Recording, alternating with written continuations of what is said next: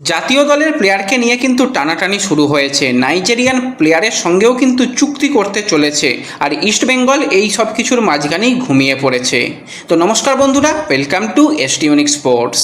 বন্ধুরা, এই ভিডিওতে আমরা কথা বলবো বেশ কিছু ফুটবল নিউজ নিয়ে, যেখানে মূলত আলোচনা রয়েছে ট্রান্সফার নিউজ নিয়ে, ইস্টবেঙ্গলের কোচ, ইস্টবেঙ্গলের দল গঠন, কীরকমভাবে ইস্টবেঙ্গল পরিকল্পনা করছে, সমস্তটা নিয়েই কিন্তু আমরা আলোচনা করে নেব এই ভিডিওতে। ইন্টারেস্টিং ভিডিও হবে, শুরু থেকে শেষ পর্যন্ত দেখো। ভিডিও ভালো লাগলে সকলে একটু লাইক শেয়ার করে দিও, আর যারা চ্যানেলে প্রথমবারের জন্য এসেছো মনে করে চ্যানেলটাকে সাবস্ক্রাইব আর ফলো করে নিও, তাহলে প্রিয় দলের খেলার সমস্ত আপডেট তোমরা এখানে পেয়ে যাবে। তো চলো আর দেরি না করে ভিডিও শুরু করা যাক। তো সবার প্রথম যদি আমরা কথা বলি একজন বিদেশি প্লেয়ারকে নিয়ে, যাকে কিন্তু এই সিজনে দুর্দান্ত আমরা দেখেছি তার পারফরমেন্স। সেই প্লেয়ার আর অন্য কেউ নয়, 26 বছর বয়সী নাইজেরিয়ান ফরওয়ার্ড ইফিয়ং, যাকে আমরা পাঞ্জাব এফসির হয়ে আইএসএলে দেখলাম যথেষ্ট ভালো পারফরমেন্স করতে, সেখানে 12 ম্যাচে 7টা গোল 2টো অ্যাসিস্ট করতে, এবং যেরকমভাবে টোটাল সিজনে সে পারফরমেন্স করেছে সত্যি টপ ক্লাস লেভেলের।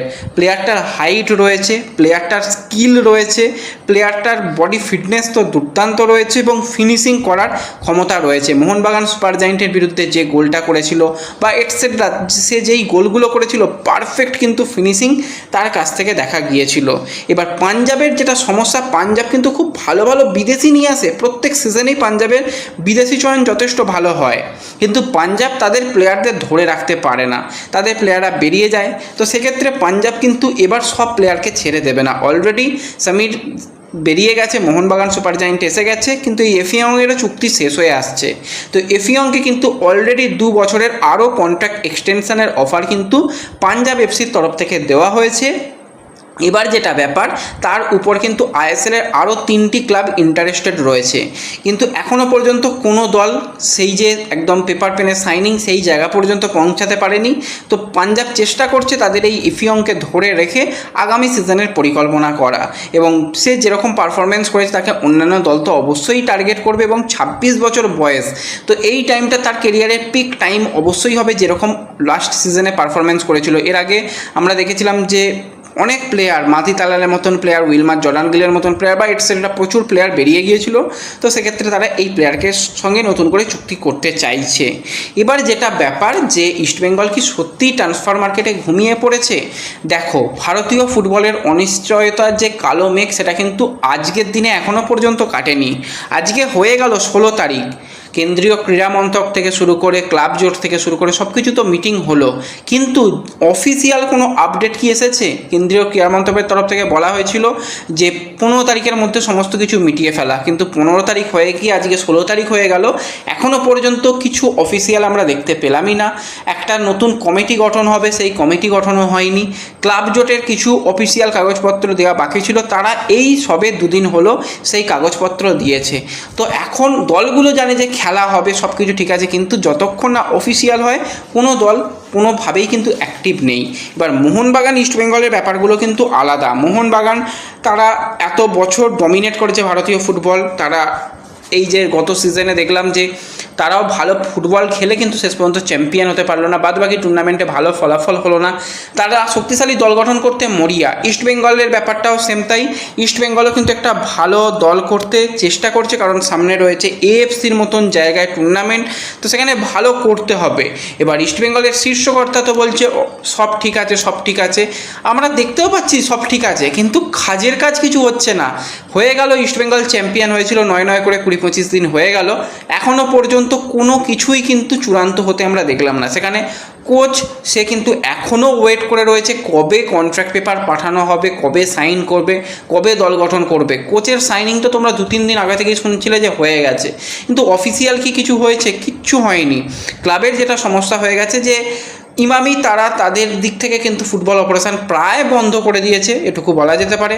ক্লাব তাদের যেগুলো স্পন্সর বা এটসেট্রা নিয়ে চালানোর চেষ্টা করছে, কিন্তু এই ভারতীয় ফুটবলে টিকে থাকতে গেলে, ভালো দল গঠন করতে গেলে অন্তত 30 কোটি থেকে 35 কোটি টাকার দল গঠন করতে হবে। স্পন্সররা কি এত কোটি টাকা দিতে পারবে? আমার তো জানা নেই। তো সেক্ষেত্রে নতুন ইনভেস্টরের খোঁজেও ইস্টবেঙ্গল রয়েছে, সেটা আস্তে আস্তে অন্তত 1.5 থেকে 2 মাস বা তারও বেশি সময় লাগবে। তো সেক্ষেত্রে এই সমস্যা সমস্যাগুলো হচ্ছে দল গঠনের কাজে, সেই জন্য একটু হলেও মন্থর গতিতে চলছে। এবং অস্কার ব্রুজনের সঙ্গে এখনও পেপার পেনে সিগনেচার কিন্তু হয়নি। আজকে 16 তারিখে এই রকমই আপডেট রয়েছে। হয়ে গেলে তোমরাও জানতে পেরে যেতে, অফিসিয়াল আপডেটও এসে যেত।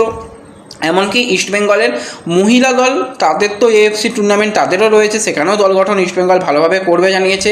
সেই ব্যাপারটা তো ক্লাবের উপর নিশ্চয়তা রয়েছে, কিন্তু এখনও অ্যান্থনির সঙ্গেই নতুন করে চুক্তি হয়নি। মৌখিক কথাবার্তা সবার সঙ্গে হয়ে গেছে, কিন্তু নতুন চুক্তি সেগুলো কিন্তু এখনও কমপ্লিট হয়নি। তো সেক্ষেত্রে অ্যান্থনিও ওয়েট করছে। অ্যান্থনির কাছে অলরেডি আরও কিছু অফার রয়েছে, তো খুব চাপের ব্যাপার কিন্তু লাগছে। ইস্টবেঙ্গল ক্লাব অফিসিয়ালকেও খুব একটা দোষ দেওয়ার জায়গা নেই। তো ভারতীয় ফুটবলের এরকম অনিশ্চয়তা থাকলে কোনো কোম্পানিই তারা খুব একটা ফুটবলের ওপর ইন্টারেস্ট শো করবে না, যেখানে আমাদের ফুটবলের র্যাঙ্কিং এত খারাপ। তো এটাই মূলত সমস্যার ব্যাপার তৈরি হয়েছে। এবার ভানলাল পেকা গুইটেকে নিয়ে একটুখানি বলে রাখি, পেকা গুইটের সঙ্গেও ওই একই ব্যাপার, মৌখিক কথাবার্তা ইস্টবেঙ্গল ম্যানেজমেন্ট বলে রেখেছে যে তোমাকে আমরা নেবো, তোমাকে প্ল্যানিংয়ের মধ্যে রাখছি, সিএফএল পরবর্তী সময়ে রিজার্ভ টিমের প্ল্যানিংয়ে রাখছি। এবং তার কাছে অলরেডি বেঙ্গালুরু এফসি সহ আরও একটি অথবা দুটি ক্লাবের অফার কিন্তু এসে পৌঁছেছে। এবার তাদের অফার এসে পৌঁছেছে, তারা চাইলেই কন্ট্রাক্ট পেপার পাঠিয়ে দেবে। তো সেক্ষেত্রে পেকাগুইটাও কিন্তু এখনও পর্যন্ত কোনো সিদ্ধান্ত নিতে পারছে না। যদি তাকে খুব তাড়াতাড়ি ইস্টবেঙ্গলের অনুশীলনে সিএফএল স্কোয়াডে দেখা যায় তাহলে জানবে থেকে গেল, তা না হলে তারও যদি বেরিয়ে যায় কিছু বলার থাকবে না।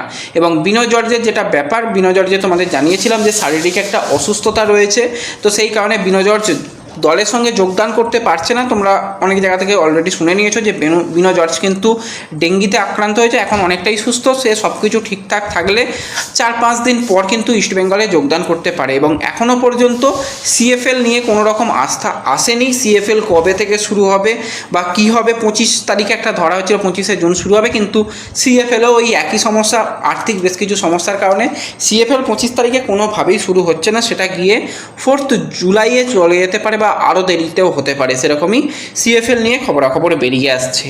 তো এর মধ্যে একজন জাতীয় দলের প্লেয়ারকে নিয়ে কথা বলবো, সেটা হচ্ছে 18 বছর বয়সী ভারতীয় সেন্টার ব্যাক পারামবীর সিং। তো যাকে কিন্তু আমরা জাতীয় দলের হয়েও দেখলাম খেলতে, এবং বয়সভিত্তিক জাতীয় দলেও সে খেলেছে। 18 বছর বয়স হলেও কিন্তু তার খেলার গুণগত মান আর 5টা প্লেয়ারের থেকে আলাদা। পাঞ্জাব এফসির হয়ে লাস্ট 2 সিজনে যতটুকু সুযোগ পেয়েছে খুবই ভালো পারফরমেন্স করেছে। এই সিজনেও টোটাল পাঞ্জাবের হয়ে কিন্তু 13 ম্যাচে ডিফেন্স সামলেছে, সেখানে একটি গোলও রয়েছে। এবার এই প্লেয়ারকে নেবার ব্যাপারে মোহনবাগান সুপার জায়েন্ট তারা কথাবার্তা চালাচ্ছে। এটা মোহনবাগানের আজকের টার্গেট নয়, লাস্ট 2 বছর ধরেই এই পারামবীরকে চাইছে। তারা ওয়েট করছিল যদি ফ্রিতে পাওয়া যায়, তো সেক্ষেত্রে বর্তমানে ফ্রি প্লেয়ার রয়েছে। এবার পারামবীর যেটা চাইছে গেম টাইম, সেটা মোহনবাগানে এলে কি গেম টাইম পাবে? দেখো, এর আগে সুমিত রাঠির মতন ইয়াং ট্যালেন্টেড প্লেয়ারকেও আমরা হারিয়ে যেতে দেখেছি।